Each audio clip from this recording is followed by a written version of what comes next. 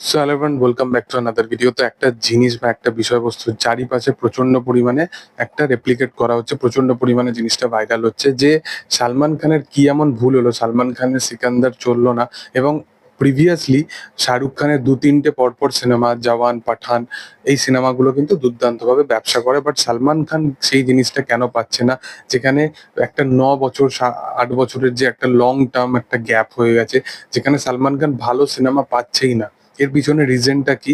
অবশ্যই এই জিনিসটা বলতে একদমই দ্বিধা নেই as a Salman Khan fan হয়েও, যে সালমান খানের চয়েস অফ স্ক্রিপ্টিং কিন্তু মূলত যেরকম তার পিক টাইমে ছিল তার তুলনায় কিন্তু একদমই ডাউনফল একটা দেখছে, এবং তার পরপর যেরকম 7-8 বছরের যেটা সিনেমা আছে সেগুলো কিন্তু ভালো কালেকশন করেনি।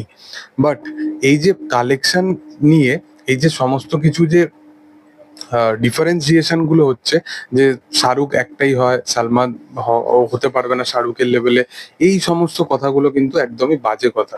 তো মূলত তোমরা জানো যে আফটার ওয়ান্টেড সালমান খানই এমন একজন অভিনেতা যার প্রত্যেকটা সিনেমা কিন্তু 100 crore plus box office collection করে। এবার তোমাদের একটা কথা বলে রাখি, শাহরুখ খান, সালমান খান, আমির খান, এরা তিনজনই কিন্তু মূলত 2010, 11, 12 সাল থেকেই বা 14, 15, 16 সাল থেকেও ওই সময়েও কিন্তু তারা সুপারস্টারই ছিল, এবং রণবীর কাপুর, বরুণ ধাওয়ান, এদের সবার কিন্তু ওই টাইমটা তো আপকামিং ফেস ছিল, এই টাইমটা তো তাদের আপকামিং ফেস। তো বলে রাখি, তো সুপারস্টার বলতে রণবীর কাপুর হয়তো ইটসেলফ বা ভিকি কৌশল হয়তো ইটসেলফ আপকামিং হতে পারে, বাট ওই যে স্টার ভ্যালুটা সেটা কিন্তু তাদের ওই টাইমেও ছিল।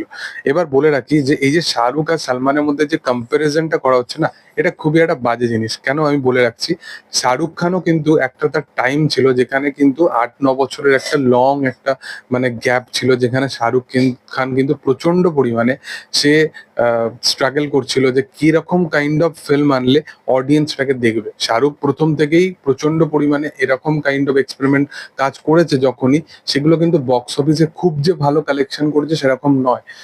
তারপরেও শাহরুখ খান অনেকটা সে ডেলিভার করার প্রচেষ্টা করছিল অন্য অন্য ধারার কাজ, যেখানে কিন্তু তার পরপর কালেকশন মানে খুব ফ্ল্যাট ভাবে গেছে, যেখানে তার সিনেমা 100 কোটি কাইন্ড অফ কালেকশন অনেক সিনেমা করতে পারতো না। যেমন ফ্যান, রেইজও যদি তুমি দেখো 150 কোটি কালেকশন করে, শাহরুখ খানের অত বড় একটা প্রজেক্ট ছিল এবং তার সাথে সিনেমাটা ইটসেলফ এত ভালো ছিল, তারপরেও রেইজ কিন্তু সিনেমাটা কিন্তু 150 কোটি কালেকশন করে না। তারপরে শাহরুখের যদি তুমি দেখো জাব হ্যারি মেট সেজেল, একদম বক্স অফিসে চলে না, পুরোপুরি ফ্লপ হয়ে যায়। এবং এই জিনিসগুলো, এই ফেসটা শাহরুখকে মানে দেখতে হয়, আমির খানকে তো দেখতেই হচ্ছে 9 বছর ধরে, এবং সালমান খানকেও এই যে 9 বছরের একটা ফেজ আছে সেখানে কিন্তু দেখতে হচ্ছে। এবার মূলত যে কামব্যাকের ব্যাপারটা হচ্ছে, সেটা হচ্ছে যে তোমরা জানো যে ওয়াইআরএফ এবং শাহরুখ খান বরাবরই খুব ভালো বন্ধু, এবং ওয়াইআরএফ তার প্রথম দিকেও শাহরুখ খানকে অনেক ব্যাকআপ দেওয়ার প্রচেষ্টা করেছে। ইয়াসরাজ ফিল্মস অনেক তাকে অনেকগুলো সিনেমা বানিয়েছে। তো সেই জিনিসগুলো নিয়ে আমি আর ডিটেলস এর সাথে যাচ্ছি না, বাট একটা কথা তোমাদেরকে বলে রাখি, যে শাহরুখ খানের যে টাইমটা 100 কোটি সিনেমা কালেকশন দিতে স্ট্রাগল করছিল, মানে এই ফ্যান, এই সমস্ত এই যে সিনেমাগুলো, ওই ফেজটাতে দাঁড়িয়ে সালমান খানের প্রেম রতন ধান পায়ো, ভরত, এই সমস্ত সিনেমাগুলো, আমি বলছি না এগুলো কিন্তু প্রপার একদম সিনেমা, এগুলো পিক লেভেলের সিনেমা, এগুলো পাঠান লেভেলের সিনেমা, জওয়ান লেভেলের সিনেমা। এই সিনেমাগুলো ওই সময় দাঁড়িয়ে 40 কোটি প্লাস কালেকশন করে প্রথম দিন। ভাড়াতের প্রথম দিনের কালেকশন ছিল 44 কোটি টাকা বক্স অফিস কালেকশন। 2019 সালের সিনেমা, 18-19 সালের সিনেমা। মানে ভেবে নাও, আজ থেকে 6 বছর আগের যে মানুষটার পোটেনশিয়াল ছিল 40 কোটি 44 কোটি টাকার বক্স অফিস কালেকশন দেওয়ার, তার স্টারডামের সাথে শাহরুখ খানের স্টারডামের যে কম্পারিজনটা, এটা কখনোই উচিত নয়। কম্পারিজন তুমি তখনই করবে যখন আমার মনে হয় যে কম্পিটিশন থাকবে, এখানে কোনো কম্পিটিশনই নেই। শাহরুখ খান দুটো জওয়ান, পাঠান, সেই দুটো সিনেমা ইটসেলফ ভালো ছিল, সেই জন্য চলেছে। অবশ্যই একটা ফ্র্যাঞ্চাইজ ভ্যালু ছিল পাঠান, এবং শাহরুখ অনেকদিন পর একটা হচ্ছে, অডিয়েন্সের মধ্যে হাইপ হচ্ছে। জওয়ান সেইভাবেই হাইপটাকে ক্রিয়েট করা হয়েছে, সাউথের ফিল্ম ছিল, ইটসেলফ সিনেমা ভালো ছিল। বাট দুটো যদি 1000 কোটির সিনেমা হতোই, তাহলে 450 কোটি টাকার বক্স অফিস কেন কালেকশন করলো ডাঙ্কি?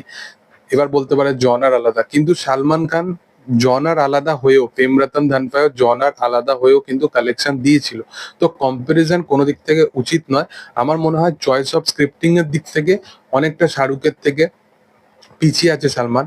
বিজনেস মাইন্ডেড এর দিক থেকেও কিন্তু অনেকটা শাহরুখ এবং আমিরের থেকেও সালমান খান পিছিয়ে আছে, যেখানে শাহরুখ, আমির এরা যে কাজটা করছে, এরা নেটফ্লিক্স এর সাথে শুরু করে অনেক এরকম ছোট ছোট মানে সিনেমাগুলো আছে যেগুলো কিন্তু এইরকম বড় বড় ওটিটি প্ল্যাটফর্মে তারা আপলোড করছে। যেখানে দেখো লাপাতা লেডিস এর মতো জায়গায় বা অনেক এরকম প্রডিউস করছে ওরকম অনেক ছোট ছোট সিনেমা। সালমান খানের কিন্তু এই জিনিসগুলোর দিক থেকে কিন্তু অনেকটা পিছিয়ে, বাট কালেকশনের দিক থেকে, স্টারডামের দিক থেকে, এইগুলোর দিক থেকে যে কম্পারিজন হবে এইগুলো আমি বুঝতে পারিনি। এগুলো অবশ্যই সমান লেভেলে তুমি বলো, আমি রেসপেক্টের সাথে হয়তো হ্যাঁ আমি একমত হতেও পারি, বাট কম্পারিজন লেভেলে কালেকশনের দিক থেকে কম্পারিজন, তাও আবার সালমান খানের সাথে অন্য কোনো অ্যাক্টরে, এটা কোনো দিক থেকে মানা যায় না। তো যাই হোক দেখার, আমি তো অবশ্যই সালমান খানকে নিয়ে ডিফেন্ড করতে পারবো না, কারণ সে যেমন সিনেমা বানিয়েছে, আমি ইটসেলফ তার চয়েস অফ স্ক্রিপ্টিং নিয়ে এখনোই বাজে বলবো, বাট কালেকশনের দিক থেকে আমি কখনো এ করবো না। আমি সিকান্দার বাজে কালেকশন একটা সিনেমা করেছে ঠিক আছে, বাট তারা এখন যে কালেকশনটা দিচ্ছে তার সেই পোটেনশিয়ালটা আজ থেকে 10 বছর আগেও ছিল। তো সেটা আর নতুন কিছু না, সে ভালো সিনেমা করলে আরো বেশি কালেকশন করে, তার খারাপ সিনেমায় 160-170 কোটি এমনি কালেকশন করে যায়, 200 কোটিও কালেকশন করে যায়। তো সেগুলো নিয়ে আর আলাদা রকম ভাবে কিছু বলার নেই, তার যেটা দরকার সেটা হচ্ছে ভালো স্ক্রিপ্টের উপর কাজ করা।